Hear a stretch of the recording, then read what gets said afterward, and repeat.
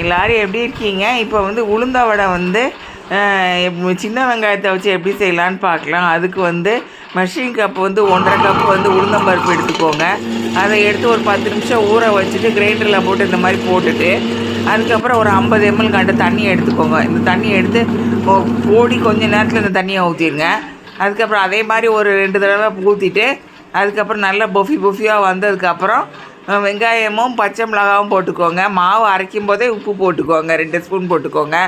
அதுக்கப்புறம் வந்து அந்த உளுந்தை வந்து அந்த மாதிரி வச்சு அந்த இதில் டீ இருக்கிறதுல வச்சுட்டு கடாயில் வந்து எண்ணெயை சூடு பண்ணிவிட்டு அதுக்கப்புறம் இந்த டீ ஃபில்ட்ரு வந்து வைக்கிறது வந்து இந்த மாதிரி வச்சு எடுக்க வேண்டியது இருக்குது. அது வந்து பெரியவங்க யாராவது பக்கத்தில் இருந்தால் அவங்கள வச்சுட்டு அந்த மாதிரி செய்யுங்க. இல்லைனா வந்து கேஸ் ஸ்டவ் ஃப்ளேமில் வந்து சிம்மை வச்சுட்டு அந்த மாதிரி செய்யுங்க.